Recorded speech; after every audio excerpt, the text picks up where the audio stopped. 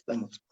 Bueno, buenas noches, bienvenidos a este espacio del Instituto Eleusis. El día de hoy tengo el gusto de estar con la licenciada Ada Marcos. Ella es psicóloga clínica y bueno, también psicoterapeuta con orientación junguiana. Va a estar en este espacio el día de hoy conmigo, dándole continuidad a los comentarios sobre las conferencias de Tavistock, que son unas conferencias de gran importancia que el doctor Carl Jung dictó en la clínica Tavistock, en el Reino Unido, en 1935. Este conjunto de 5 conferencias tiene la particularidad de dar una visión muy general a los conceptos principales de la psicología analítica y son una buena forma de introducir a las personas a conocer de forma amplia los conceptos, ya que fue un curso dictado especialmente para médicos, psicólogos, personas que no tenían mucho conocimiento aún del enfoque. Y hemos venido a lo largo de 3 encuentros, revisando estas conferencias, las 3 primeras con Gabriela Milatich, que lamentablemente ya no va a poder estar en este espacio porque comenzó clases, pero nos va a acompañar Ada, también que es una persona muy importante dentro del equipo de Eleusis. Bueno, bienvenida, Ada, ¿cómo estás? Muchas gracias, gracias por invitarme, un placer estar acá. ¿Cómo estás vos?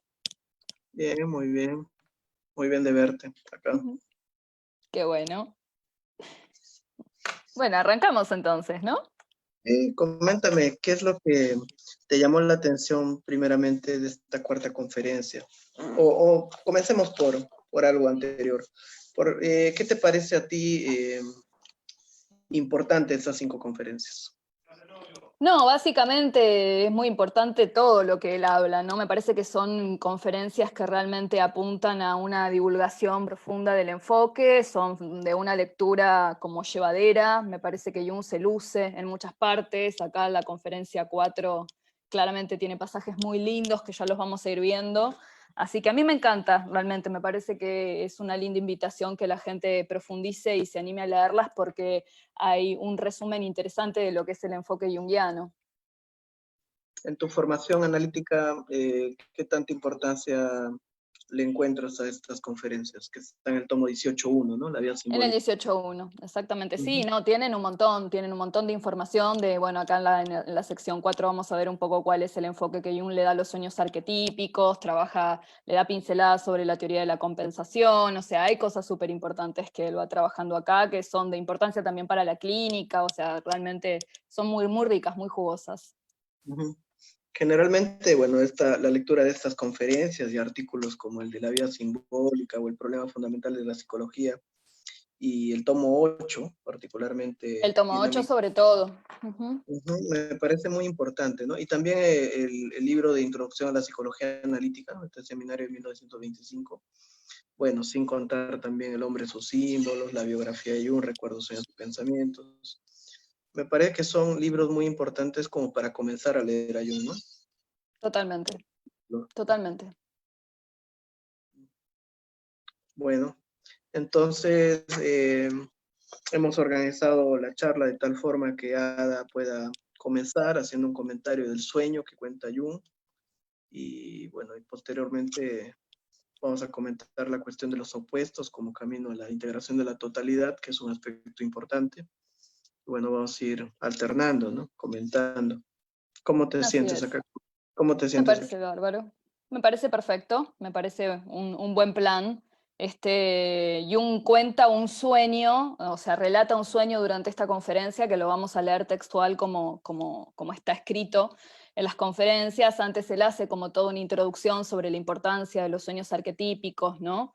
Y menciona, digamos, ¿no? Cuando uno puede hacer interpretaciones que vienen del plano de lo arquetípico también en la clínica, el nivel de energía que eso genera, y también habla un poco como de el alivio que le trae al sujeto sentirse un ser humano universal y colectivo, y el efecto que eso tiene en nuestras pequeñas neurosis individuales. Así que, bueno, él hace como toda esa introducción y cuenta después, cuenta varios ejemplos de sueños arquetípicos, cuenta el cuento del sueño de Nabucodonosor, cuenta varios sueños arquetípicos, uno de Sófocles, o sea, bueno, va digamos, dando pinceladas de su erudición, que siempre está presente, pero después relata, digamos, este sueño que es el que se lleva un poco el corazón del capítulo, que no es un sueño de un paciente de Jung, sino que es un sueño de un paciente de un colega de Jung, que se lo envía escrito, y que le manda también, digamos, algunas asociaciones o cuestiones particulares o detalles particulares de este paciente,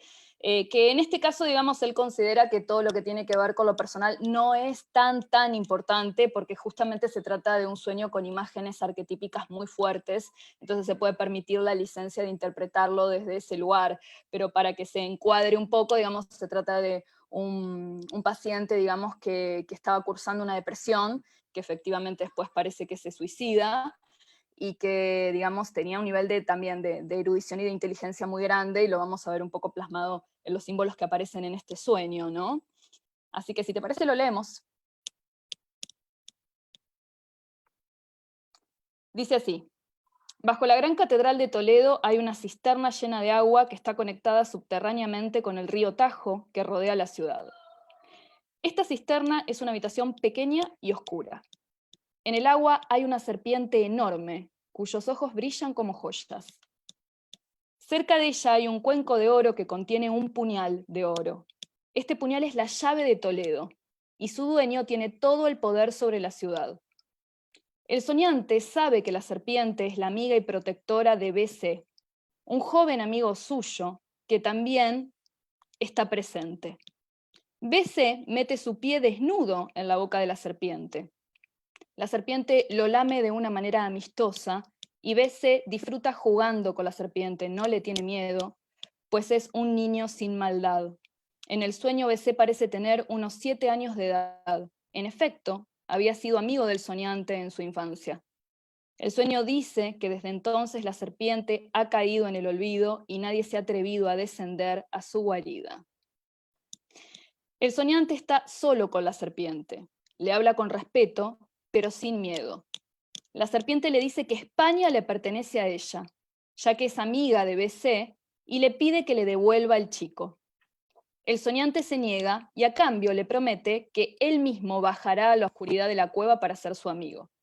Pero cambia de opinión y decide enviar a otro amigo suyo, el señor S.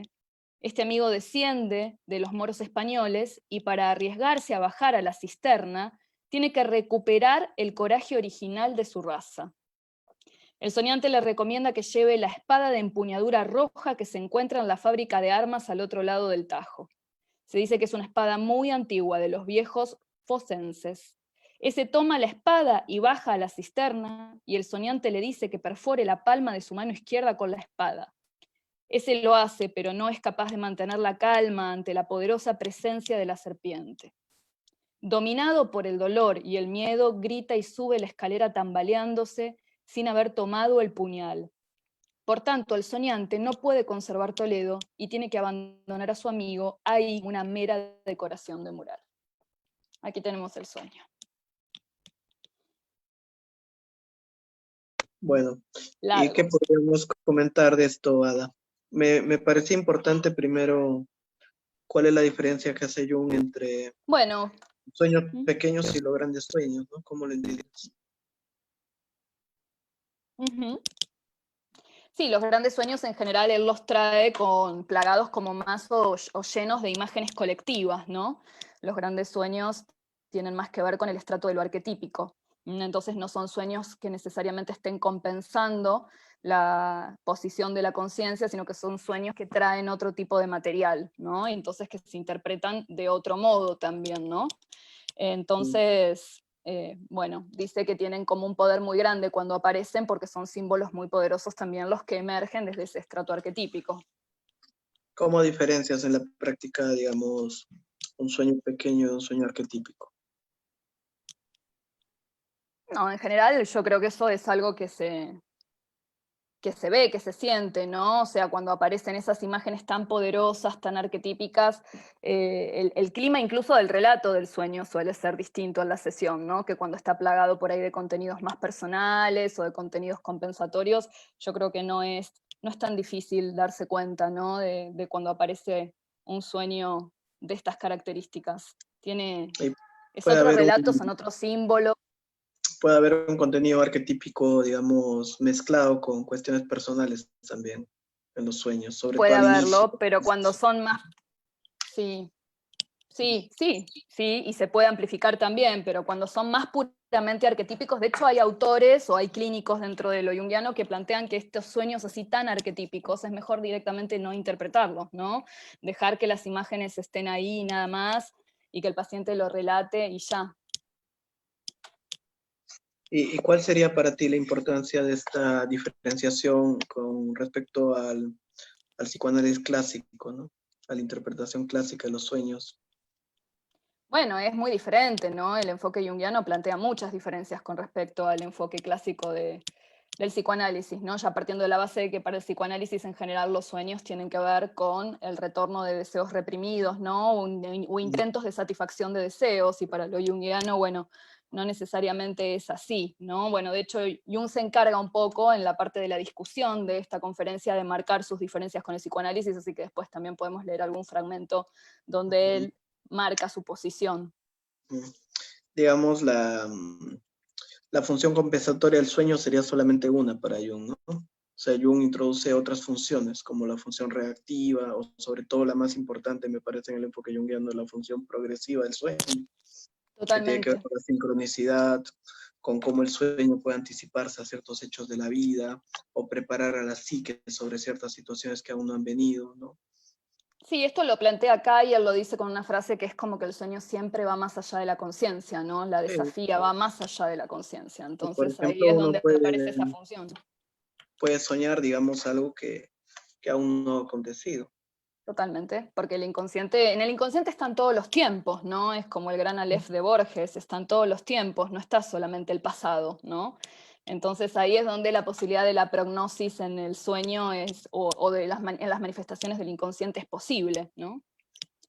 Y digamos, habría una función del sueño también como un aspecto curador, ¿no? No solamente como una expresión de algo reprimido, sino de por sí el solo hecho del sueño, incluso independientemente del análisis o la comprensión que uno haga, puede movilizar la energía psíquica. O sea, puede haber personas Exactamente. que a través de un sueño activan algo importante, ¿no? Y uno ve, ¿no? Cómo a partir de un sueño hay un cambio en el proceso terapéutico. Una persona que venía, digamos, con una cuestión atorada, ¿no? Y de pronto a raíz de un sueño activó algo, ¿no? Y esto Exactamente. también es lo que traen los sueños, cuando hacía Jung, digamos, la referencia a Telésforo, ¿no? Telésforo que era este dios, bueno, arcaico, que se le atribuyó después a ser hijo de Hermes, y el cual grabó en Bollingen, ¿no? Entonces Telésforo era, digamos, un emisor, ¿no? Un enviado, ¿no? Esta función hermética de la sanación. Entonces incluso se decía que había gente que iba a los templos de Telésforo a dormir para que en ese templo recibieran un sueño que les dé la clave a alguna dificultad de la vida. Entonces Jung grabó, ¿no? En Bollingen el siguiente verso, ¿no? Dijo que el tiempo es un niño jugando como un niño, jugando en un tablero el reino del niño. Este es telésforo que vaga por las regiones oscuras de este cosmos y brilla como una estrella en las profundidades. Él señala el camino a las puertas del sol y a las tierras de los sueños. Entonces, telésforo es el que trae justamente la sanación. Entonces, la mirada del sueño como un mensaje, digamos, existencial, y también como un mensaje de sanación, como un acto, digamos, que trae una compensación, pero una compensación distinta, no desde la idea de represión, sino más bien Ujú. de solución, de resolución. Y esa función progresiva del sueño es importante porque introduce otra comprensión totalmente novedosa. Sí, Por se la puede ejemplo, escuchar, sí, por supuesto, claro. Ujú. podría, por ejemplo, soñar que voy a encontrar a alguien que aún no he visto al aeropuerto. Por ¿Qué pienso ejemplo, de eso? ¿Qué pienso de pod- eso? Claro, podría soñar eso, ¿sí? Y después que realmente ocurra, y ahí estaría el efecto de la prognosis. Habría que ver qué te dice el sueño sobre eso que va a ocurrir, ¿no? Y cómo lo descifrás, ¿no? Porque no es fácil interpretar los propios sueños. Sí, pero hay sueños que no necesitan interpretación también, eso también lo decía Jung. El Claro, sueño lo que muchas decíamos veces, antes. claro, y hubo una relación muy importante entre Boss y Jung, ¿no? Cuando ellos trabajaban juntos en, digamos, en Burgolis, ¿no? Muchos años. Boss era este psiquiatra que, bueno, estuvo muy cerca de Heidegger. Y vos justamente plantea que entre el sueño y la vida no hay diferencias, ¿no? Y tiene que ver mucho con el concepto de vida simbólica, que la vida simbólica, el mundo de lo imaginal es tan real como el mundo de los objetos, ¿no? Y entonces, porque habitualmente uno puede creer que el sueño es una realidad subjetiva que nada tiene que ver con la realidad, ¿no? Pero el sueño justamente revela los motivos más profundos del alma, ¿no? De la psique, digamos. Y Exactamente. trae grandes verdades, ¿cierto? Sí, Jung trabaja antes de meterse con este sueño que leímos, que ahora lo vamos a interpretar un poco y un poco mostrar qué es lo que Jung interpreta ahí, ¿no? Como que ya habla mucho de su manera de acercarse a los sueños, pero él ahí habla, ¿no? De cómo, por ejemplo, toma mucho los sueños de la epopeya de Gilgamesh, ¿no? Y todos los sueños de Enkidu que terminan siendo de algún modo un poco proféticos, ¿no? Él es el que siente un poco el malestar que Gilgamesh en su optimismo niega, ¿no? Entonces, bueno, Bueno, aparecen ahí. ¿Cómo? o los sueños, ¿no? De la mujer de César, que también había soñado la noche anterior a que lo asesinen, ¿no? Por Y entonces, ejemplo, uh, y bueno, los sueños tienen esa función también que reta la lógica causal y mecánica, ¿no? exacto. Entonces, Jung le interesaba mucho el sueño desde diversas perspectivas y él señaló cuatro funciones. La función compensatoria del sueño, que justamente es la que más se acerca a la descripción que hace Freud, el sueño como una especie de regulación del mundo de vigilia, a través del cual se puede realizar fantasías o bueno, vivir situaciones que normalmente no se está pudiendo realizar. El sueño desde una función más reactiva a ciertos hechos o situaciones de la vida. El sueño más en una función regresiva, que muchas veces el sueño te lleva a ver complejos o situaciones no resueltos, ¿no? En la vida, en el pasado, uno puede soñar algo que nunca resolvió y que de pronto piensa que no lo había superado. Yo tenía una paciente, por ejemplo, que había terminado una relación de pareja y decía que no quería saber nada con su expareja y se soñaba yendo a buscarlo, ¿no? A su casa. Y Mm, entonces a raíz de eso, muchas veces el sueño trae una situación que no ha sido elaborada, pero que no tiene que ver con algo que está ocurriendo aquí, sino con algo que ocurrió allá y entonces, pero que de alguna manera no fue atendido. exactamente. Y el sueño también tiene que ver con situaciones que aún no están presentes, digamos, en espacialidad y en temporalidad, pero que la psique de alguna manera ya intuye. Sí, ya las está viviendo también en Sí, algún por punto, ¿no? ejemplo, Ujú. yo soñé que estamos haciendo este live juntos hace unos Ah, días. mira. No sabía Estabas- que Gabriel, no sabía que Gabriel ya no iba a poder, pero mira. Mirá vos, bueno, ya estabas anticipado. Bueno, entonces ya sabes cómo va a ser. Podrías hacerlos directamente vos, ¿no? Tirarme más línea, a ver cómo lo hacemos. Me hace reír. Bueno, entonces, ¿cómo seguía en tu sueño el live? Wow, que tú seguías haciendo esta exposición tan brillante que estás haciendo. Y Bueno, yo para te que escucho. ¿cómo y vos me escuchabas? Está bien. Bueno, para que la gente no se pierda, entonces, lo que podemos retomar es el hilo este de, bueno, todos los sueños que él va trabajando en ese despliegue como bien erudito que lo caracteriza, ¿no? También él habla, por ejemplo, de un sueño de Nabucodonosor y del lugar un poco como de los videntes o de los interpretadores de sueños en la antigüedad, que muchas veces tenían que animarse cuando realmente eran verdaderos intérpretes a decir verdades como bastante desgraciadas, ¿no? Nabucodonosor dice que es un caso de regresión degenerativa completa, ¿no? Porque lo que sueña es que hay que talar un gran árbol, o sea, hay que pulir todos esos excesos en los cuales él cae, y en los sueños, digamos, anticipaban una caída en desgracia, y bueno, realmente era amargo tener que decirlo, pero que los intérpretes verdaderos de la antigüedad veían esto también, ¿no? Como el inconsciente ahí transmitía un mensaje que era muy importante que la conciencia reciba, ¿no? Entonces ahí cuando hay algo compensatorio, él empieza a trabajar esta idea de que el sujeto está reñido con su inconsciente, ¿no? Hay una lucha con su inconsciente, que después él lo va a decir de una manera muy bella, que es que la serpiente no está de acuerdo con nosotros, ¿no? Lo va a trabajar un poco con un poco este sueño de esta serpiente que hay que ir a buscar a las profundidades, y qué pasa cuando nuestra serpiente, como factor del inconsciente o representación del factor inconsciente, no está de acuerdo con lo que nuestra conciencia está haciendo, ¿no? Cómo se las ingenia, digamos, para expresarse de algún modo. Y ahí, bueno, los simbolismos poderosos de los sueños son una vía en la cual esto ocurre. Bueno, y es importante lo que planteas porque la idea de Jung no es de, digamos, reprimir lo inconsciente o luchar con el inconsciente, simplemente establecer un puente de comunicación más, ¿no? más fluido, y entonces donde los sueños son una herramienta fundamental. Recordemos que Jung planteaba clásicamente 3 métodos: el método de asociación, análisis de sueños, imaginación activa. Eran los 3 métodos que él usaba, ¿no? en su práctica clínica. Y entonces, digamos, el análisis de sueños es muy importante porque te orienta en qué está el paciente. Incluso muchas veces cuando uno Total. se atora en el proceso, un sueño puede traer la llave, ¿no? Para que algo Sí, importante se mueva en el sí, sí. proceso analítico. Desprenden esto que él dice, ¿no? De que los símbolos, y sobre todo cuando hay símbolos arquetípicos, son capaces de mover una cantidad de energía dentro del psiquismo que muchas veces genera o efectos curadores, curativos, ¿no? O grandes movilizaciones. Y también a veces pasa al revés, ¿no? Que uno siente por ahí con un paciente que el proceso está estancado y de pronto, o que la conciencia le está pasando muy mal, como el yo consciente le está pasando muy mal, pero aparecen sueños que marcan que el proceso va bien, ¿no? También puede pasar eso, ¿no? Confiar realmente en la verdad del inconsciente, que a veces hay sueños que indican que hay un proceso que se está dando, aunque parezca que no está ocurriendo nada, o aunque parezca que estamos en un camino muy, muy difícil. Los sueños, digamos, muchas veces vienen como a apoyar y a confirmar que hay un proceso que se está dando. Sí, pero a veces la gente, digamos, no entiende sus sueños, ¿no? Incluso hay pacientes que no saben que los sueños son algo importante.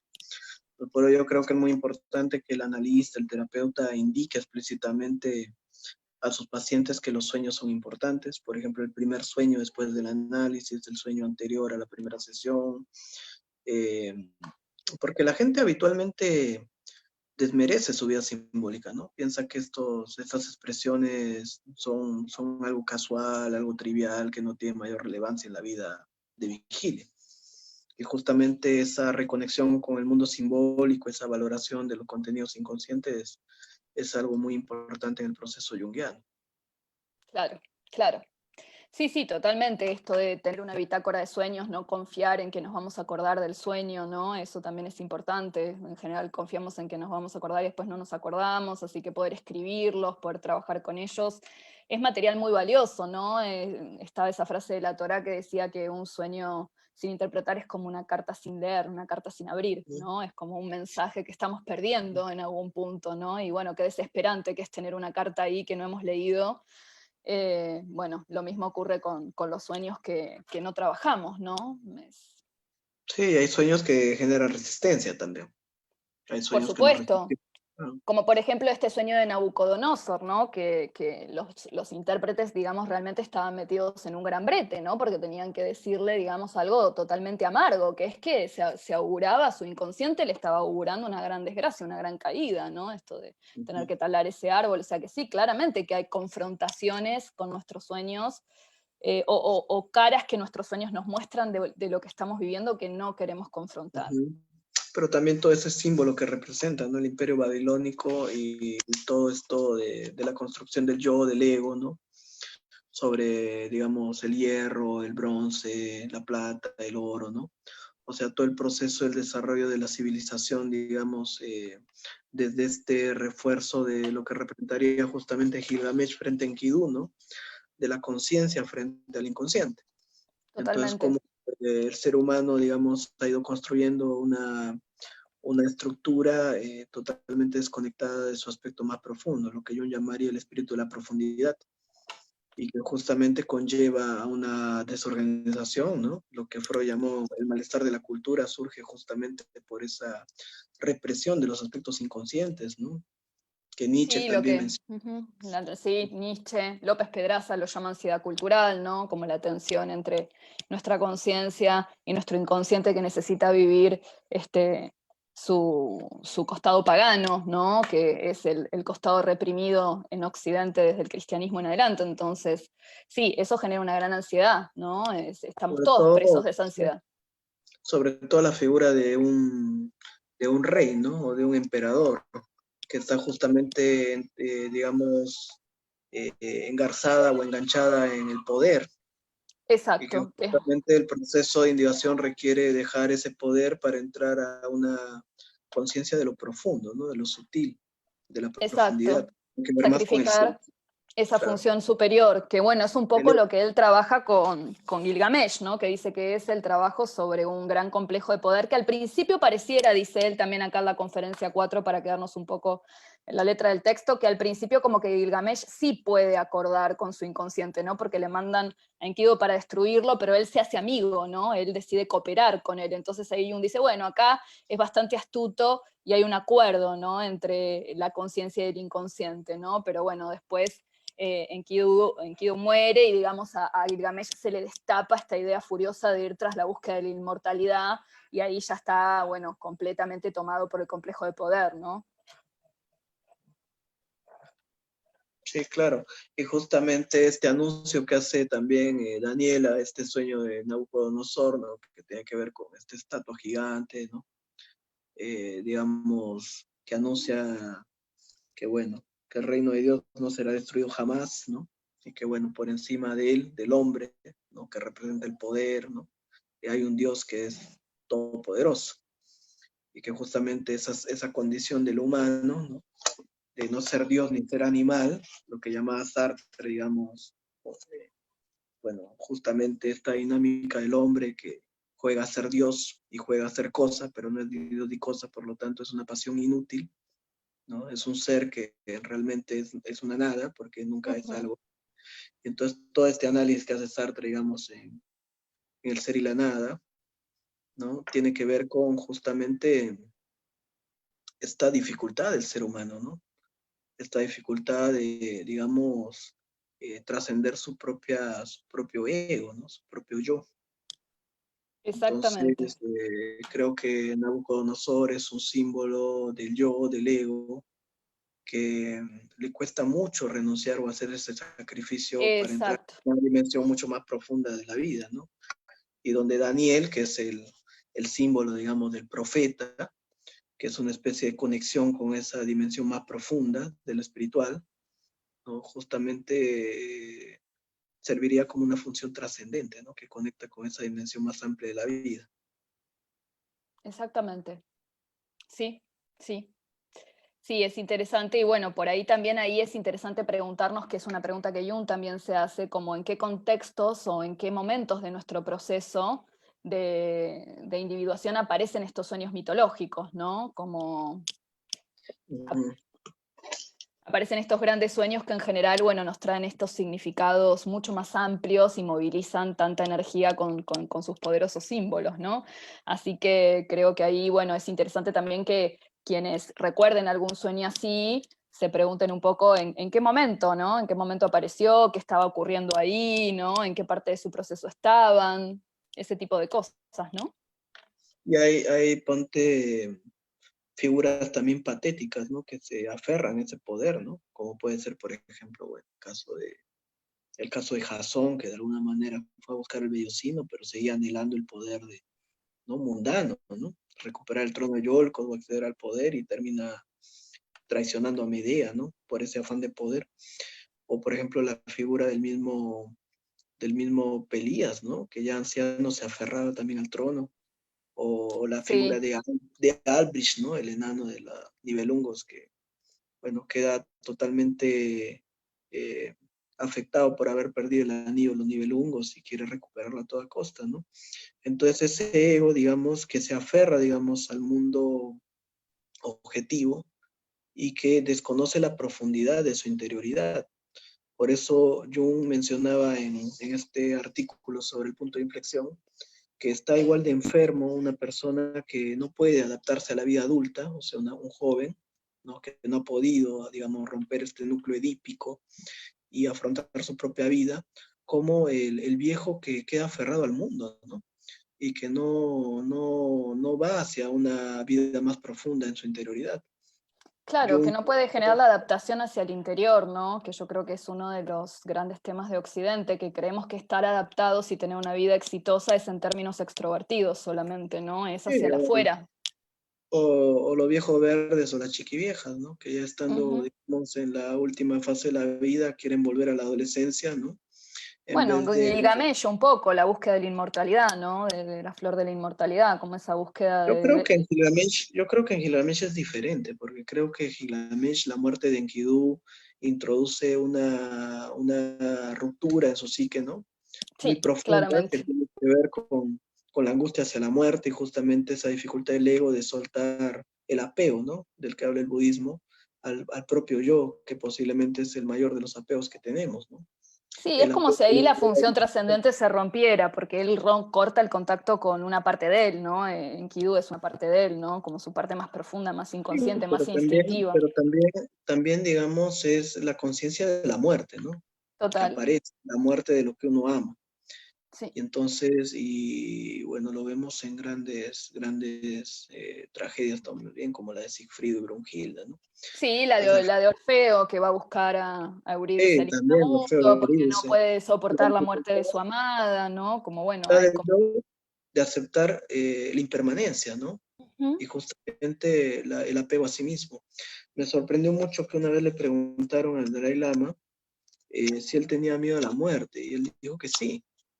Entonces esperaría que un hombre de ese desarrollo espiritual no le temiera, ¿no? Y entonces le preguntaron por qué, si él cree en la reencarnación y es tan espiritual, dijo, porque este tipo que está acá me agrada, dijo, ¿no? Yo Ujú, sé que yo me voy a claro. reencarnar, ¿no? Pero el que está acá se va a morir.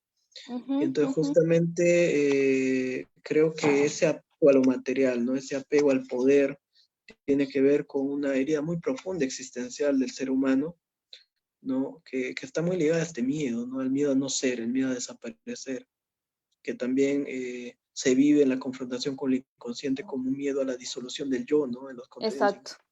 Ujú. el miedo a la locura, el miedo al arcaico, el miedo a la muerte, que en el fondo son el miedo a justamente del yo a disolverse Sí, en la que nada. también es eso, la integración del material inconsciente, incluso, nada, lo podemos pensar en menor escala, de un contenido de un sueño que nos muestra otra cara de nosotros mismos, también es como una especie de muerte para el ego, ¿no? El ego tiene que estar dispuesto, digamos, a redefinirse, ¿no? Y si no está Porque dispuesto, ujú, le va a encanta, al ego le encanta identificarse con sí, algo.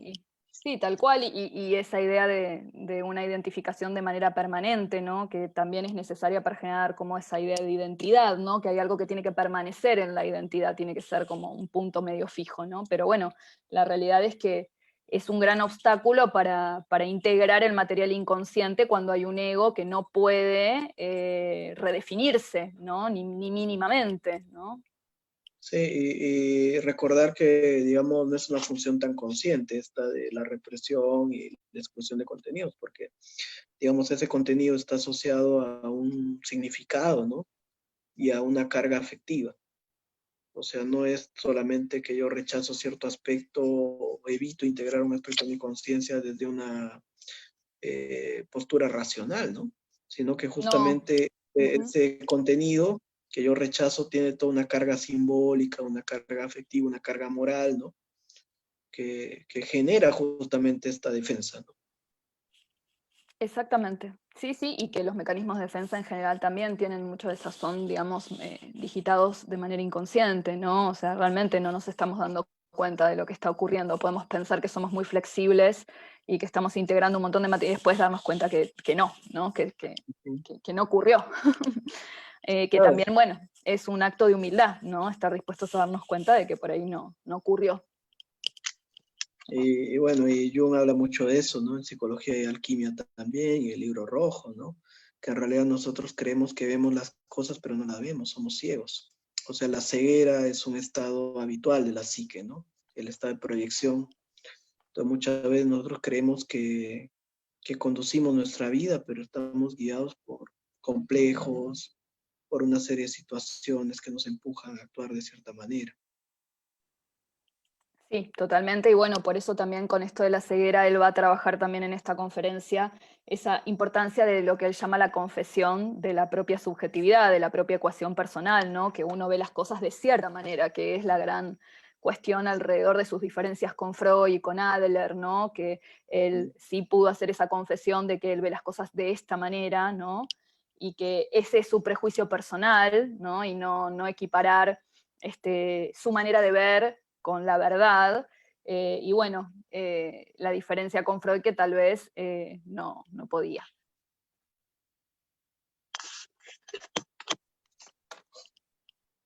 Pero bueno, vamos al sueño, ¿te parece? Sí, bueno, podemos leer también los fragmentos que hace acá. Los que quieras. Sí, bueno, yo te sigo en todo, ¿qué hacemos? No, me parece que como dejamos el sueño ahí tan, tan latente y que la gente estaba como tan por ahí, me la imagino atenta al sueño, podemos por ahí proponerlas pensar un poco qué es lo que Jung dice sobre ese sueño, ¿no? Sobre el sueño de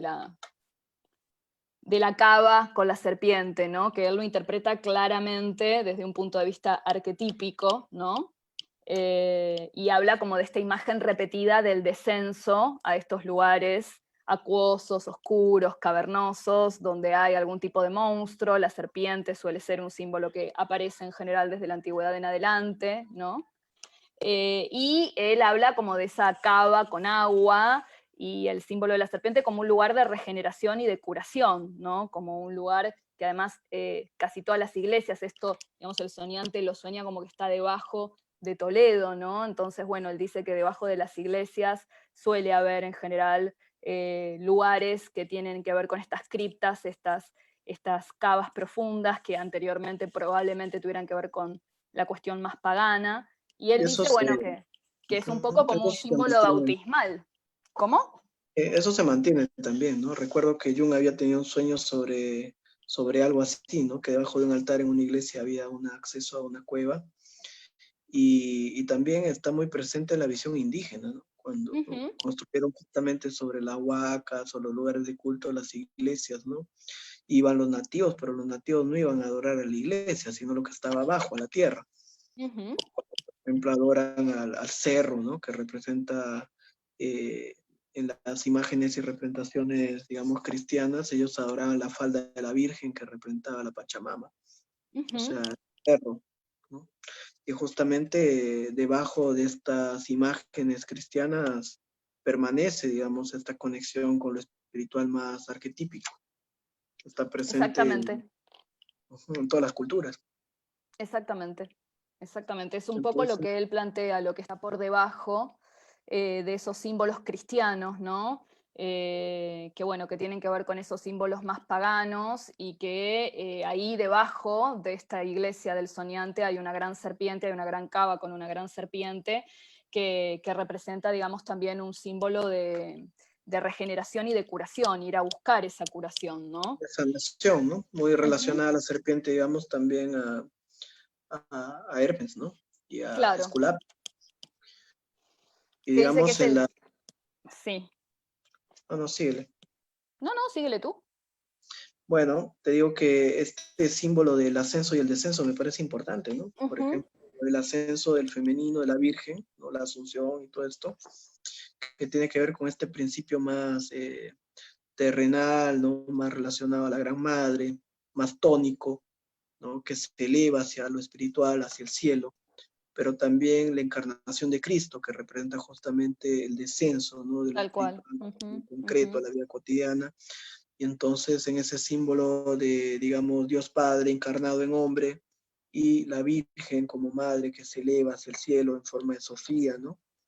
Justamente está ese doble proceso alquímico de Exactamente. materialización del espíritu y de espiritualización de la materia. Y en ese sentido yo creo que el cristianismo viene a complementar muy bien la cosmovisión de los pueblos indígenas, entendido de esa manera y desde una actitud de alteridad, o sea, no de Ujú, opresión como se dio normalmente, ¿no? sí, Totalmente, pero bueno, eso ya tiene que ver con las cuestiones mundanas, ¿no? En sí los símbolos por ahí planteaban o proponían otra cosa, ¿no? Mm. Pero sí, totalmente, ¿no? Y bueno, él habla, de hecho, Jung habla de que la propuesta del sueño un poco es una catábasis, un descenso a ese lugar que está como a ese secreto que yace debajo del cristianismo, ¿no? ¿Cuál es ese secreto que está en la cara oculta del cristianismo y que, bueno, tiene que ver con la existencia de este mundo habitado por la serpiente, ¿no? Donde es posible ir a curarse, a regenerarse y a confrontar, ¿no? Con este lugar mucho más tónico, como vos decís, mucho más relacionado con con la Digamos que tierra. que los esenios y los gnósticos, digamos, el cristianismo era muy vivo, tenía mucha Ujú, vida simbólica, ¿no? O sea, totalmente, y bueno, y los ritos del vino y ¿no? La Eucaristía estaba presente también el espíritu de Dionisio y todo este mundo pagano, ¿no? Que después fue totalmente. poco a poco reprimido y extirpado. Entonces, Sí.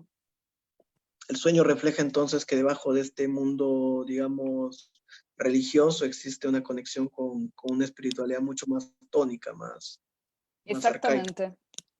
Exactamente, y como un gran poder ahí, un poder inmenso que es el poder que en principio puede revitalizar al cristianismo, ¿no? Que es un poco el trabajo que Jung quiere hacer. También él delata un poco, muestra los contenidos mitraicos que hay mezclados con el cristianismo, de los cuales en general no somos conscientes, ¿no? Que bueno, es una tradición que está muy mezclada con el dios Mitra, ¿no? Y en este sueño algo de eso aparece, porque aparecen estas llaves, ¿no?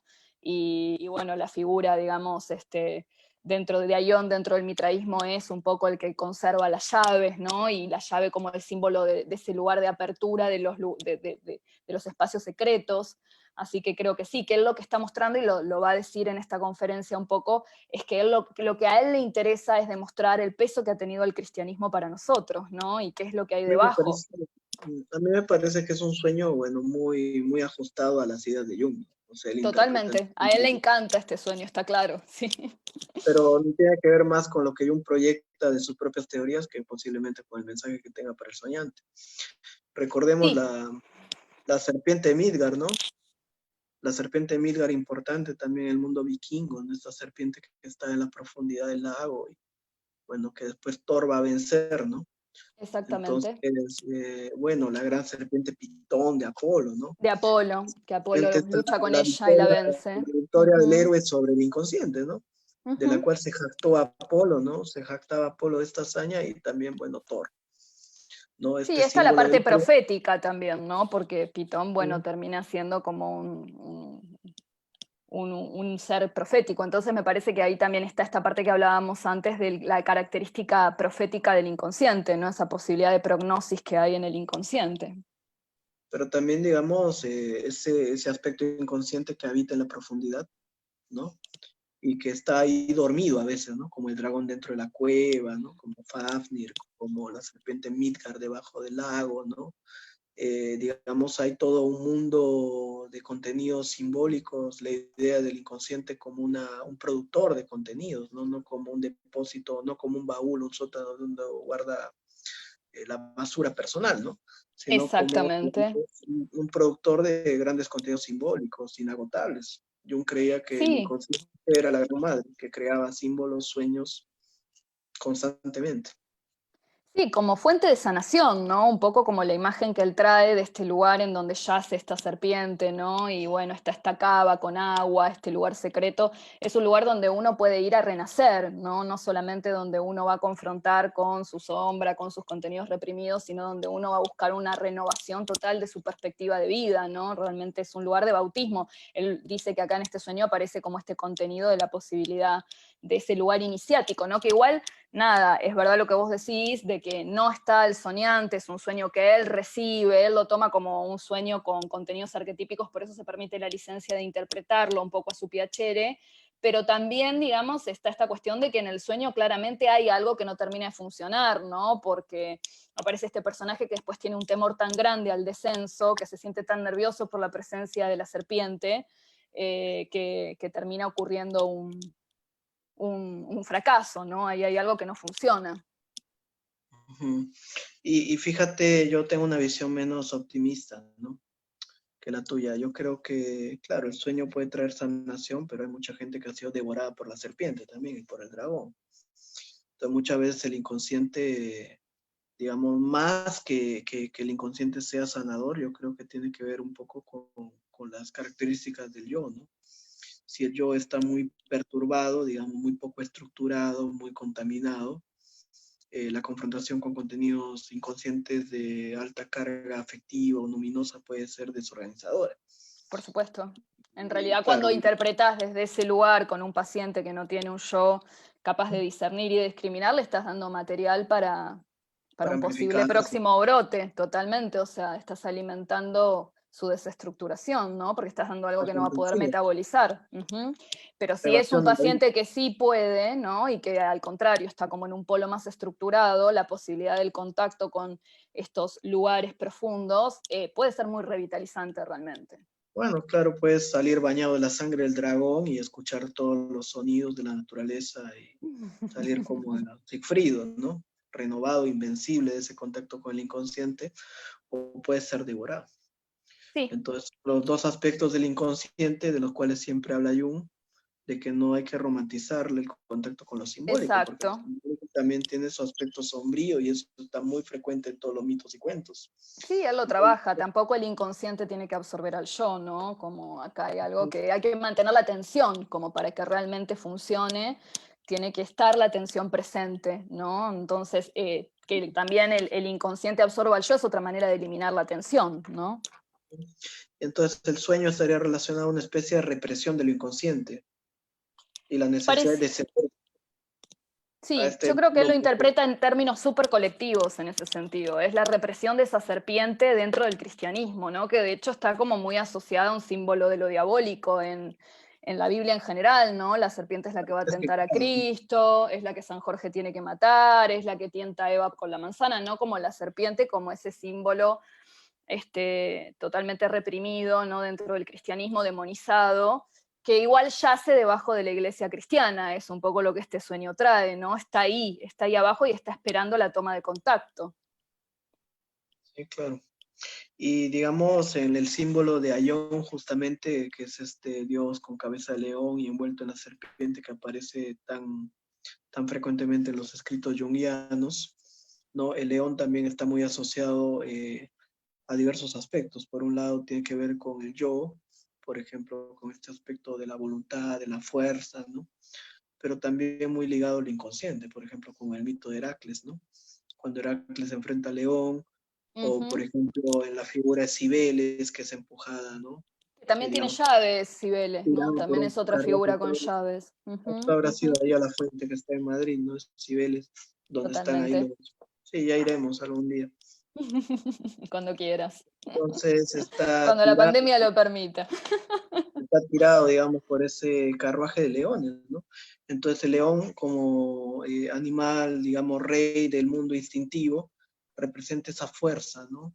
Y justamente, ¿qué te dice a ti que este Dios que tenga cuerpo humano tenga la cabeza de león, ¿no? Es sorprendente porque habitualmente en los símbolos más comunes es la cabeza humana la que está en el cuerpo animal, como en la Es figura verdad. central.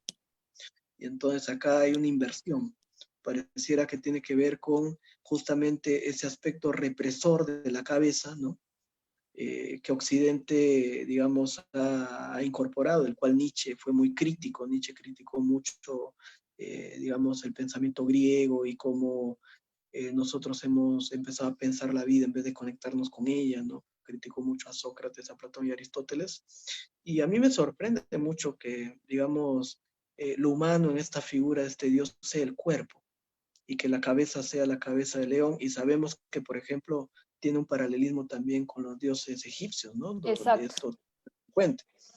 Y entonces, y la serpiente que envuelve el cuerpo, ¿no? O sea, ¿qué te dice a ti estos simbolismos? Sí, a mí me lleva un poco a pensar que nos está proponiendo justamente eso, ¿no? Que no pensemos tanto la vida simbólica y que podamos vivirla desde un lugar también más instintivo, ¿no? Con estos símbolos animales que aparecen rodeando al cuerpo humano, ¿no? Como la Pero cabeza con de una león, conexión con lo corporal con lo... importante. sí, totalmente también, sí, pero me parece que también sobre todo eso, esa inversión de los términos, donde justamente lo que no es humano es la cabeza, me parece que apunta a proponer otra manera de usar esa función también. Sí, es sorprendente, porque integra la corporalidad, que es la sensación que está excluida, o sea, todo el cristianismo lo que ha hecho es una exclusión del cuerpo, ¿no? Una Sí, mortificación del cuerpo, una, digamos, satanización del instinto, de la sexualidad, de lo corporal, un desprecio, decía Nietzsche, eran despreciadores de la vida, ¿no? Los, sí. Sí, sí, sí, es interesante también algunas figuras como súper enraizadas en el cristianismo, como por ejemplo San Francisco, que sobre el final de su vida como que parece que rescata algo de esa función y dice que le pide perdón a su cuerpo por los oprobios a los cuales lo ha sometido, ¿no? Como si ahí esa especie de la pasión de Cristo también, esa mortificatio del cuerpo, ¿no? Esa cuestión como de que realmente el alma está encerrada en este cuerpo, en este mundo sensual que no le permite batir sus alas, ¿no? Y bueno, el símbolo por el contrario de Aion, que está totalmente envuelto en esta serpiente, bueno, propone, me parece, pensarlo de otra manera. un ser envuelto por el eros, digamos, por lo instintivo y ser guiado por justamente por lo inconsciente y el impulso, el instinto, ¿no? Que es cercano el símbolo de Aion a la idea del superhéroe, ¿no? Del superhombre, ¿no? Del superhombre, digamos, nietzscheano, ¿no? Que cerca, ¿no? Ese hombre que está más allá de la razón, del bien y del mal y que tiene toda esta fuerza creativa, ¿no? Que surge del inconsciente. Sí, que además es ese lugar, como bueno, Jung también trabaja que ese lugar ahí, esa cava profunda debajo de la iglesia y demás, es un poco el témenos, ¿no? Ese lugar sagrado más relacionado con el sí mismo, donde se pueden sintetizar los opuestos. O sea que bueno, perder contacto con eso es perder contacto con la posibilidad de totalidad que tiene la psique, ¿no? Es realmente una pérdida importantísima, ¿no? El inconsciente es una fuente, claro, de tesoros, de Exactamente. elementos de los cuales nosotros podemos tomar cierta fuerza, ¿no? Fuerza luminosa para enfrentar las situaciones de la vida. O sea, no es un escape a los problemas de la vida, sino es un lugar al que podemos acceder para encontrar las claves. Por Exacto. ejemplo, Las uh-huh, llaves, como dice ahí en el símbolo, ¿no? Como bueno, aparecen estas llaves, ¿no? Ujú. en la ciudad de Toledo, tú que estás por España y has ido muchas veces, ¿qué representa?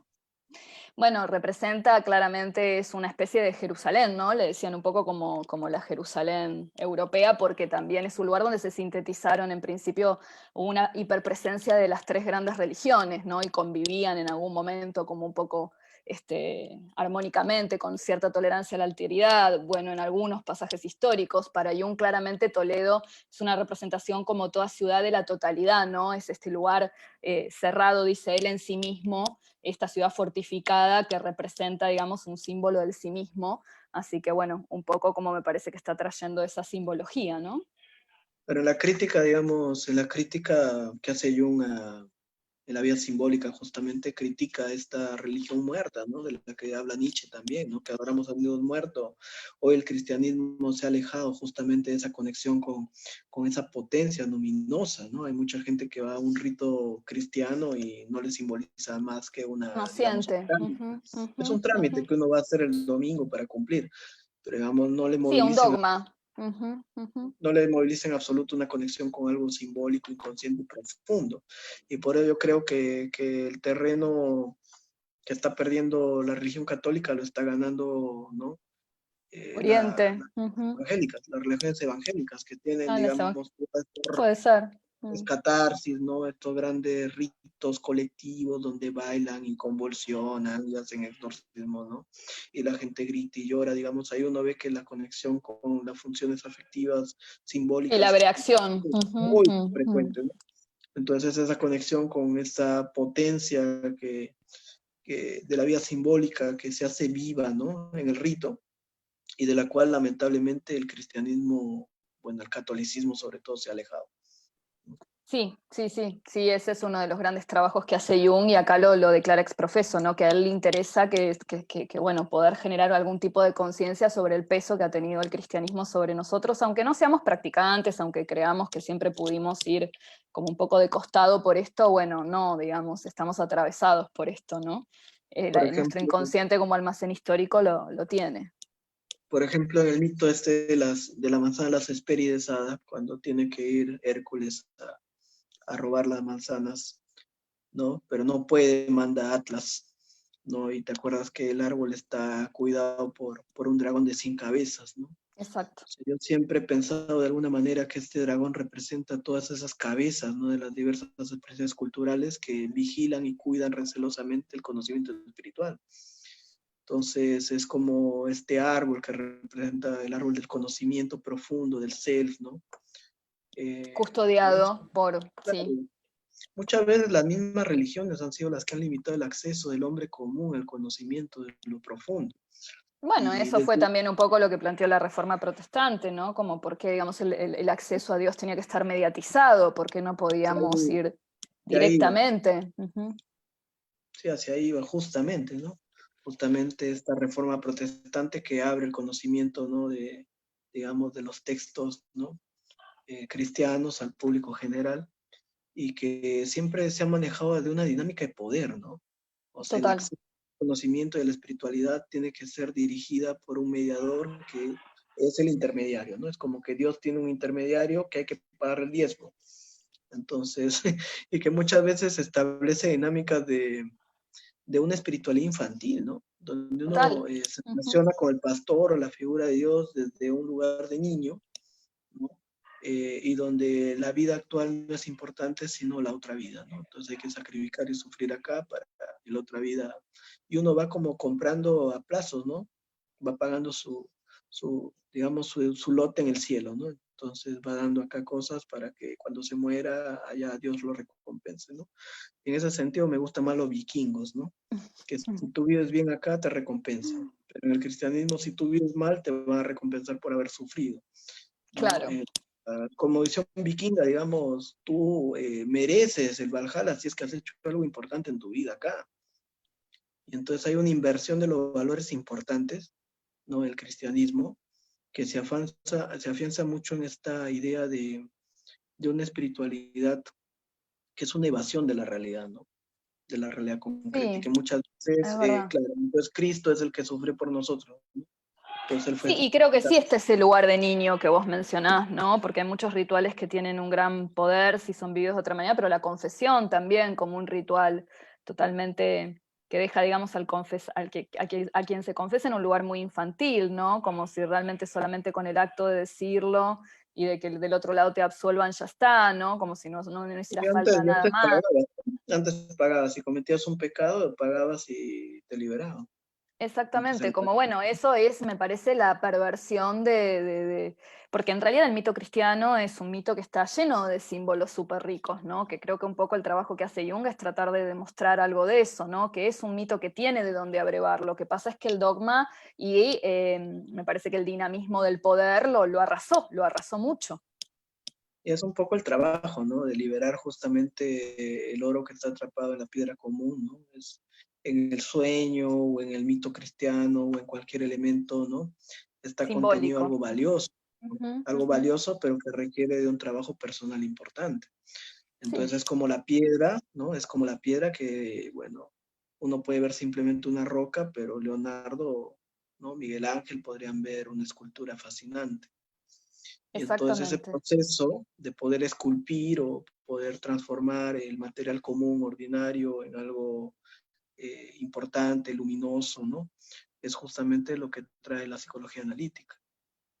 Sí, ese proceso alquímico, totalmente. Sí, sí, una gran revitalización en ese sentido, ¿no? Porque bueno, ahí me parece que se lee todo esto de una manera diferente, ¿no? También él lee ahí en este sueño un intento también de síntesis de opuestos, ¿no? Porque está este cuenco, está esta especie de grava, también hay un puñal, él ahí lo asocia también un poco como al símbolo del grial y de la lanza en Parsifal, ¿no? El primigenio masculino con el primigenio femenino uniéndose, ¿no? Entonces dice que el fondo de la cava nos muestra ese lugar de indiscriminación donde los opuestos pueden ser sintetizados. Es un lugar de caos, pero también es un lugar de unidad, ¿no? De unión completa. Entonces es interesante porque hay una paradoja, es un estado primigenio, primordial, pero a la vez es una meta a la cual buscamos llegar desde la individuación. El problema es cuando uno, digamos, cree que un símbolo ya es comprendido, ¿no? Que el símbolo dice tal cosa o la Bueno, ahí lo vuelve un signo, si digamos lo otra, despoja de... tiene, eh, en el proceso alquímico, como cuando uno revisa, por ejemplo, ¿no? Como en la botánica, ¿no? Cuando uno mete, por ejemplo, un compuesto químico de una planta, extraer ese compuesto químico requiere someter esa sustancia a condiciones físicas, ¿no? A condiciones químicas. Entonces, de la misma manera, digamos, un contenido simbólico tiene que pasar un proceso para liberar, o sea, el principio activo que se encuentra escondido ahí, en ese sueño, en ese mito, en ese símbolo. Pero digamos, el mito cristiano, teniendo la clave que justamente la figura de Cristo representa, ¿no? Esa unión entre la naturaleza humana, material y divina, espiritual, que requiere de un proceso justamente de mortificación, de reconocimiento del propio sufrimiento, ¿no? No ha sido entendido en absoluto, o sea, ha sido tomado literalmente, ¿no? Entonces hay gente que interpreta Ahí volviste. una llamada, hay gente que toma literal, ¿no? Exactamente. Sí, sí, porque bueno, también todo este trabajo con lo simbólico requiere el desarrollo de una habilidad hermenéutica, ¿no? Los símbolos no se nos revelan así como así. Requiere todo un trabajo, por eso él también dice que nuestro inconsciente va más allá de nuestra conciencia y que, bueno, requiere de también un trabajo de compromiso, de estabilidad hermenéutica, de poder ir a brevar de esos lugares. Entonces, lo simbólico no se nos presenta de una manera obvia, transparente, se nos presenta en general de una manera opaca. Y hay que poder transitar eso también, ¿no? Si lo queremos transparentar todo, es como querer dar vuelta al inconsciente como un guante, es como parte de la ibris, No, ¿no? hay que liberar a la ninfa que está atrapada ahí, Claro. como bueno, como Eurídice que está atrapada en el árbol, ¿no? Y Orfeo con su lira, ¿no? Permitió que emergiera. Y entonces, pero vivimos en un mundo donde se busca lo sencillo y lo fácil, ¿no? O sea, incluso que te digan cuál es la interpretación. Uno tiene sueño y va a buscar en internet qué significa un sueño de un gato negro o tal cosa, o tal mesa, ¿no? Una mesa, una escalera. Entonces, buscamos las respuestas sencillas y rápidas a la vida, ¿no? A los problemas de la vida que siempre son profundos y complejos. Buscamos resultados, resultados sin esfuerzo. Entonces, es parte de la naturaleza humana, digamos, justamente buscar los atajos, ¿no? Pero lamentablemente en el proceso de autoconocimiento profundo, de desarrollo espiritual, no hay atajos.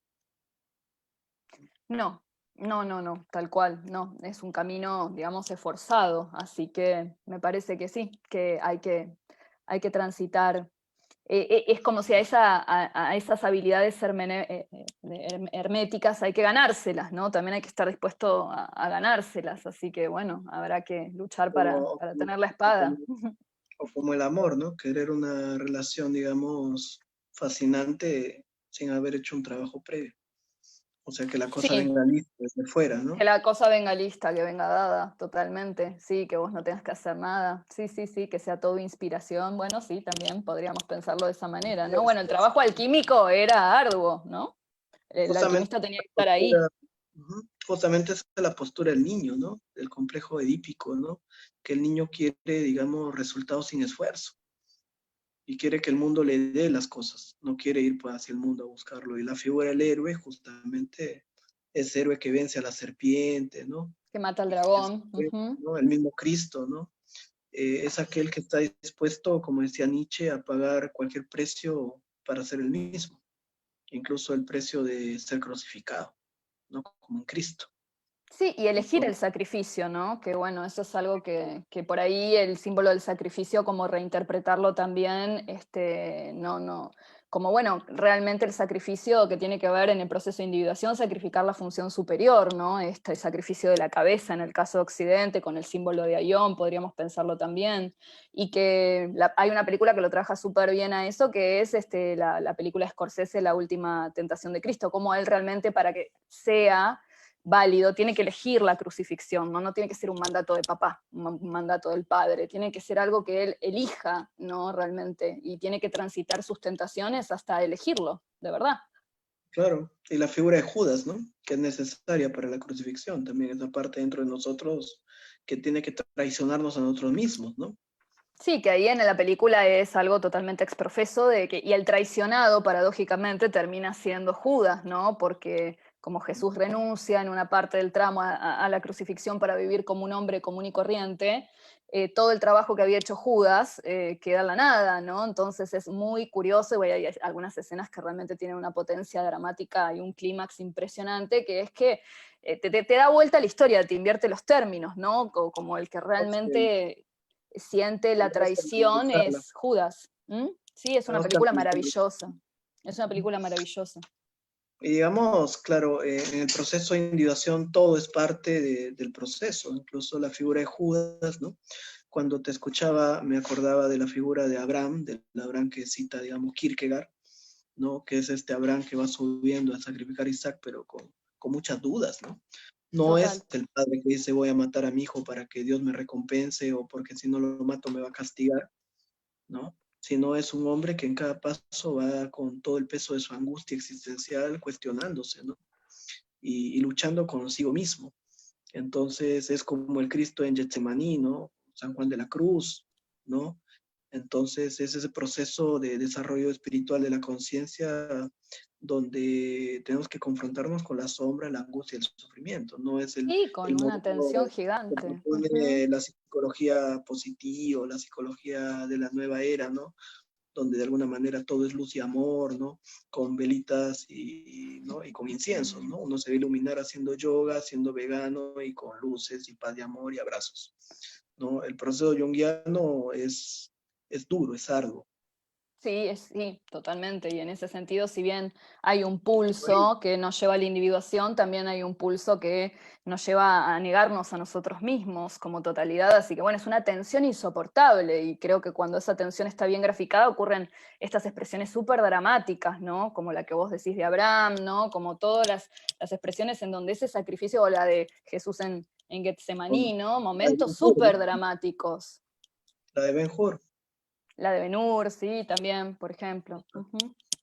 es muy Esos potente. dilemas, esas situaciones imposibles, donde realmente hay un dilema tan grande, como el debate entre las opciones, es tan terrible, ¿no? Lo que está en juego es tan tremendo, que ese es el símbolo de la crucifixión también, ¿no? Que realmente es tan grande lo que de sentirse crucificados, eso es como llegar a una situación imposible de tensión que también obliga a que emerjan fuerzas más profundas de la psique a hacer la unión, ¿no? A poder producir una tercera vía. Claro. Y digamos, es importante también esta referencia que hace acá Jung a los rituales eleusinos, ¿no? A los Sí, eso te iba a comentar, que por ahí podías decir algo digamos, sobre eso, el ya que instituto el justamente nombre se... del instituto va por ahí. ¿Qué podrías comentar de eso, Ada? No, te lo iba a dejar a vos, porque ya que el nombre del instituto iba por ahí, justamente era la pregunta que yo tenía para vos. ¿Qué querías decir sobre esto de los rituales eleusinos?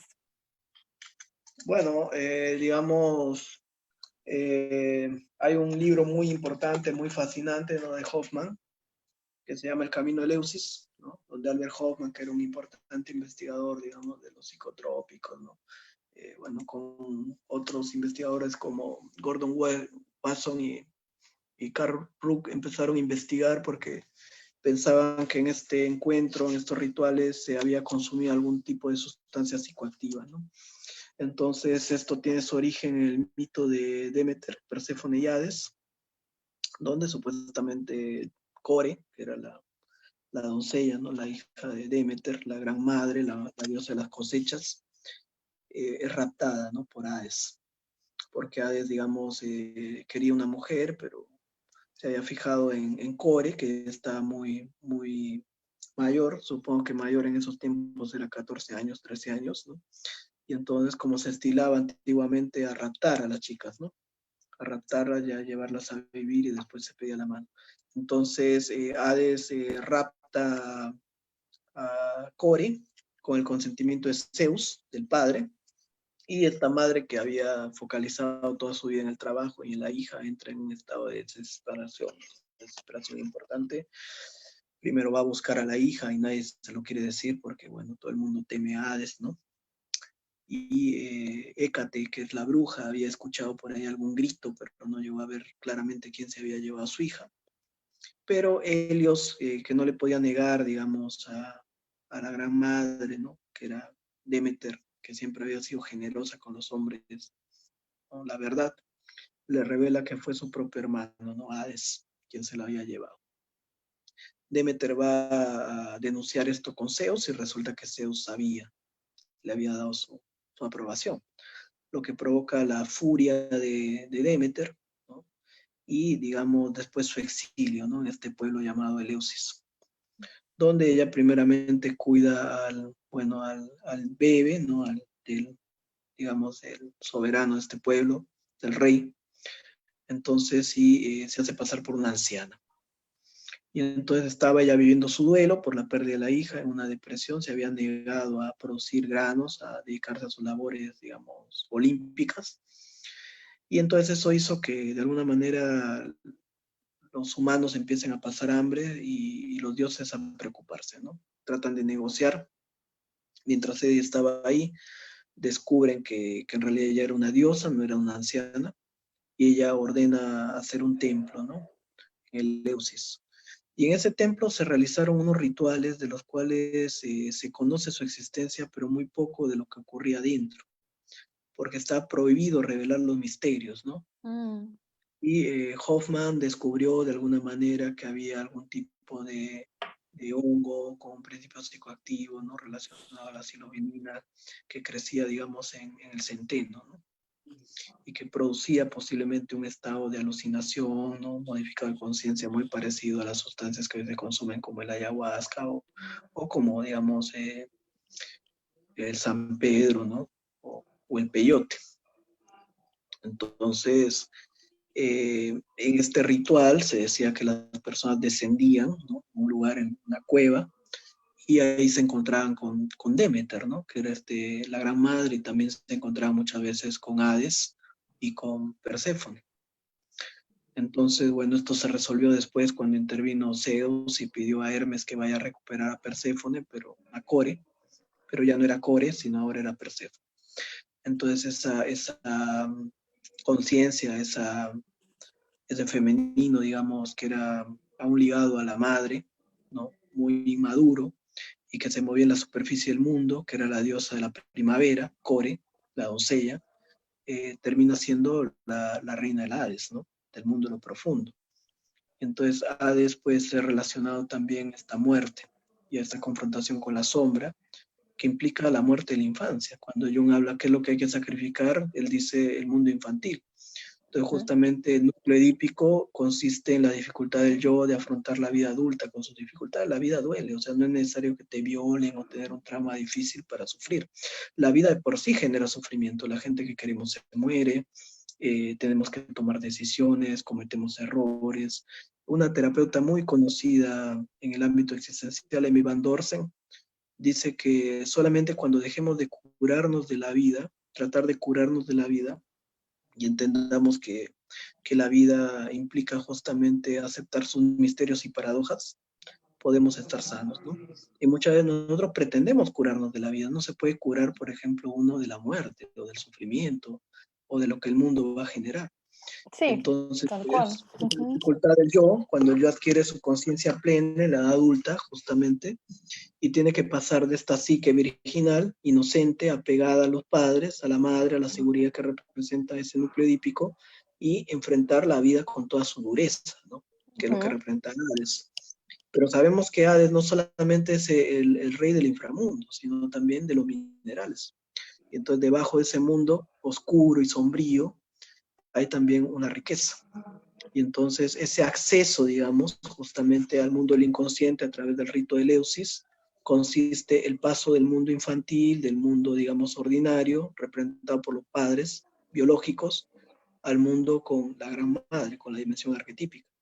Entonces este ritual permitió una transición del mundo externo al mundo interior, ¿no? Mediado por los misterios. Y justamente esa es la conexión de un proceso espiritual y psicotrópico bien guiado.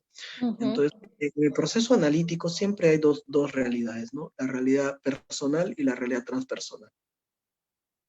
El problema es cuando uno quiere acceder al mundo de lo transpersonal sin haber resuelto el mundo de lo personal. sea, sus dificultades concretas. Entonces mucha gente termina pegándose viajes de ayahuasca o yéndose a la transpersonal sin haber integrado las dificultades de la vida. Sí, como un modo de evasión ahí, ¿no? Como un modo de evasión de esos complejos primarios que no están resueltos. Ujú, ujú. Sí, o dificultades concretas, ¿no? Pagar Sí, cosas, independizar. con la realidad material. Ujú, ujú. Y entonces, en vez de integrar esto, termina generando mayor escisión, ¿no? Porque ahora vive en dos mundos, ¿no? A medias. Vive a medias en el mundo de la realidad y vive a medias en el mundo de lo simbólico y de lo inconsciente. Y entonces, y el yo anhela esa experiencia luminosa y entonces busca la experiencia. Y eso explica muy bien, por ejemplo, el consumo lúdico de sustancias o la adicción. Muchas personas Y que también cuando... eso de generar el estado alterado de conciencia sin poder sostenerlo, ¿no? Con el Oh, propio esfuerzo, con el propio trabajo. Ujú. por eso Hermes es fundamental, porque representa esa función de la psique que puede integrar el mundo simbólico con el mundo real. Y Sí. entonces ese descenso, esa separación de la madre que genera el duelo, permite, digamos, a Demeter crecer y madurar para hacer el paso que dice Jung en lo femenino de la madre a la sabia, ¿no? Entonces justamente Jung decía que el aspecto más difícil de superar para la mujer es el arquetipo de la madre, dejar Ujú, de ser la madre. exactamente. Ujú, Ujú. ujú. Entonces, porque después de María, que es la madre, viene Sofía, que es la sabia, la anciana. Jan Chinoda Bolen habló mucho de ese arquetipo de la sabia, ¿no? Y que la mujer tiene que ser una sabia, una maga, ¿no? No quedarse en ese rol de asistir, de cuidar, ¿no? A la pareja, a los hijos, a los perros, a los gatos, a los pacientes, ¿no? Entonces uno puede quedar atrapado en esa función de proveer afectivamente el cuidado en vez de trascender esa función, que además tiene una carga social importante, ¿no? En la Ujú. cultura patriarcal, digamos, la cultura patriarcal espera que la mujer se limite al rol de madre y pareja. ¿No? Y Sí, entonces acá hablamos de, justamente a partir de esa separación, de esa dependencia con la hija, es la oportunidad para que Demeter pueda adquirir una mayor profundidad. Y esto es lo que establece los misterios eleusinos, que tuvieron muchos años, ¿no? Perduraron casi por 1000 años. Grandes personalidades pasaron por ahí, ¿no? Se dice que muchos sabios griegos y romanos participaron de estos misterios. Y es una fuente importante de referencia a la psicoterapia psicodélica también, ¿no? Que ha tomado gran auge de Timothy Leary, ¿no? El mismo Hoffman, Stanislav Grof. Entonces, si bien es cierto, las sustancias psicoactivas están muy satanizadas, en todas las culturas y pueblos encontramos el uso ritual de estas sustancias bien guiado, ¿no? Y que genera una profunda transformación, ¿no? En la conciencia. Incluso hay algunas religiones que se oponen fehacientemente al uso de sustancias, como puede ser el budismo, ¿no? Yo he ujú. tenido maestros de budismo que han tomado ayahuasca en la selva y muchas veces no han tenido experiencia, ¿no? Tenía un maestro, no voy a decir el nombre, pero muy reconocido de budismo, una autoridad mundial, que me dijo, no vi nada, ¿no? Entonces yo le digo, bueno, no mente, no experiencia. Si no hay mente, no hay experiencia, ¿no? El tipo iba 40 años meditando para vaciar la mente en un Claro. reloj. Y fue lo que tuvo. Entonces, por lo general, esta conexión con este mundo del inconsciente que viene a través de la conexión justamente con ese mundo de la espiritualidad más tónica, ¿no? Que está debajo de esta idea cristiana, ¿no? Entonces, yo creo que la espiritualidad tiene muchas dimensiones. Hay una espiritualidad que tiene que ver con la búsqueda de Dios como figura trascendente, ¿no? Muy mal entendida, pero bueno, la búsqueda de ese Dios, esa totalidad. Yo en eso soy muy existencialista, ¿no? Cuando decía Kierkegaard que el hombre se arrojado al mundo, busca a Dios y Dios le responde a un silencio, ¿no? Entonces, pero hay gente que busca a Dios y siempre está buscando esa figura trascendental, pero también hay otra forma de vivir la espiritualidad, ¿no? Otras maneras. Una es, por ejemplo, la espiritualidad concreta, afrontando las dificultades de la vida cotidiana, que es Ujú. la vida existencial, ¿no? Cómo nos relacionamos, qué hacemos, qué decidimos, cómo vivimos, cómo vamos construyendo sentido a la vida y afrontando las diversas situaciones. Pero también el mundo interior, el acceso al mundo simbólico, a los sueños, a las imágenes, en lo cual también se desarrolló Oriente y también, digamos, desarrolló la psicología analítica, ¿no? Este encuentro con el mundo de lo simbólico, cuando yo empezaba mi formación en psicología analítica acá en Perú, cuando organicé la primera formación acá, con el doctor Mario Sáez, él decía constantemente que el desarrollo de la vida simbólica es lo más importante en el proceso. Yo no entendía a qué se refería, ¿no? Lo entendí después, mucho después de haber comenzado la formación, muchos años después. Y cuando empecé a ver símbolos por todos lados, ¿no? Cuando empecé a ver la profundidad de las cosas. Entonces fue ahí donde empecé a comprender lo que había dicho Mario, ¿no? Y bueno, es una persona que tiene mucha experiencia y sabía de lo que hablaba, ¿no? Yo quería entender la sombra, el ánima, todo lo que dice la teoría, pero no es lo más importante en el caso de No, Jung, ¿no? Es la claramente que conexión no. con el propio mundo simbólico, ¿no? Eso es lo más importante. Y el otro aspecto claramente tiene que ver con esta conexión con lo ancestral, con lo que está abajo, ¿no? Con este contacto de la tierra, justamente lo que está abajo de la iglesia, ¿no?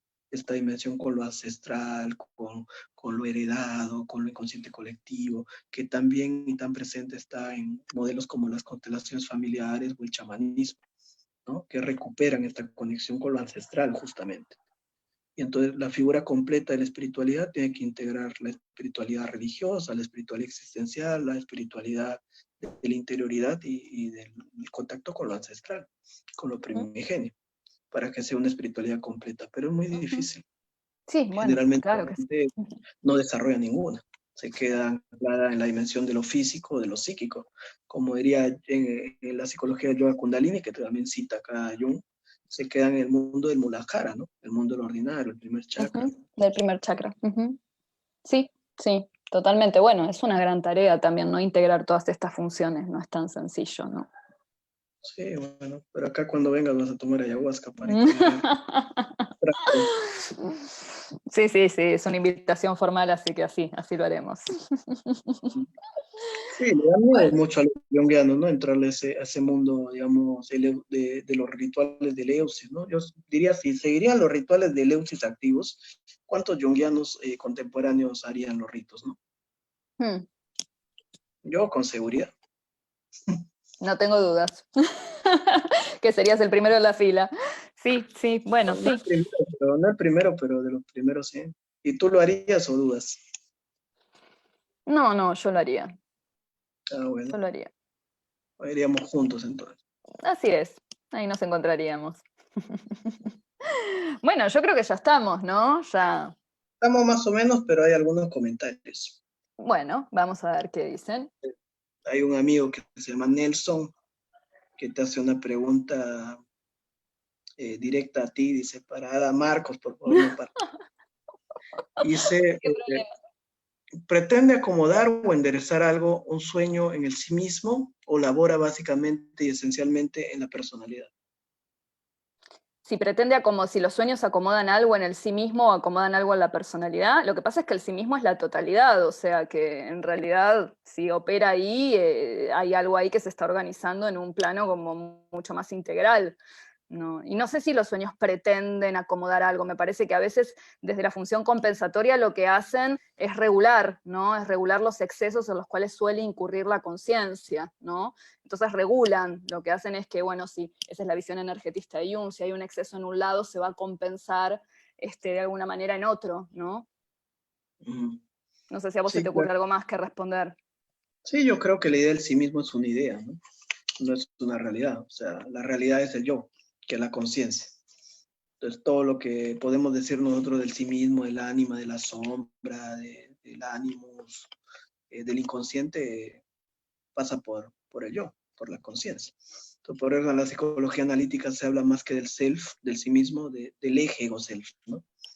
O sea, no Sí, puede haber self sin eso es yo verdad. Eso es y verdad, no puede pero haber bueno, hay yo. momentos en los cuales la experiencia del ánima, del animus o de ciertas experiencias de totalidad son palpables, son reales, existen, ¿no? Sí, Como, pero son transitorios, son efímeros.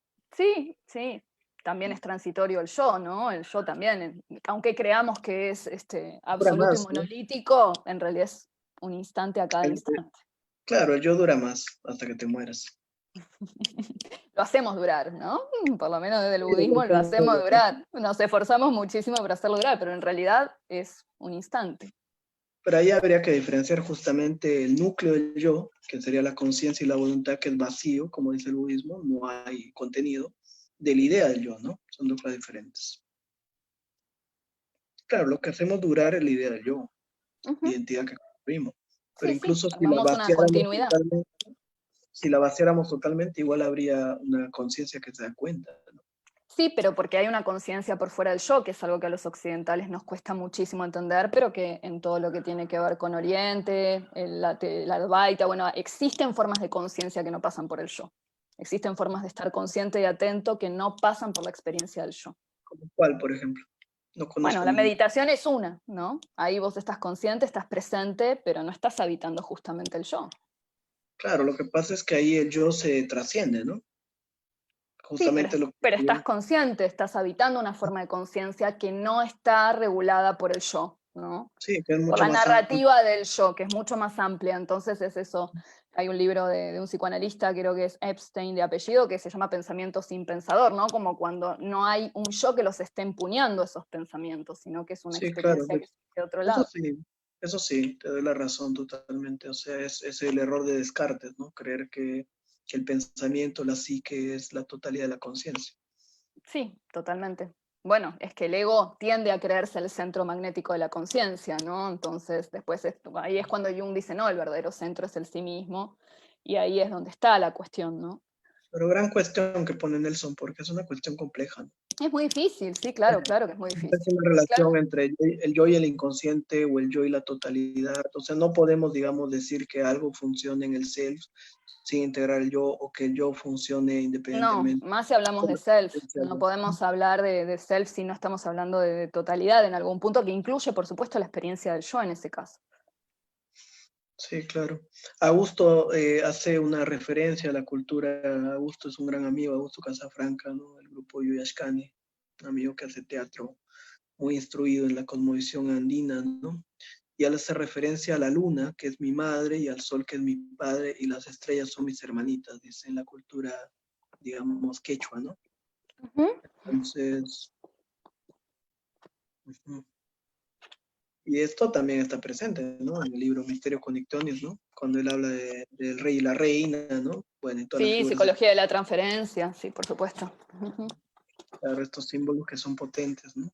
Después Julio Salas, otro amigo, ¿no? Te manda saludos, dice que eres muy ilustrada en el tema. Ay, muchas gracias, Julio. Un Sí, abrazo. excelente. Bueno, ¿cómo te has sentido? ¿Sientes que hemos fluido o no? Sí, claro que sí. ¿Vos qué decís? Creo que sí, ¿no? Yo creo que también. Sí, de hecho estuvimos hablando un montón de tiempo, mira. Acá ya son las 12 de la noche.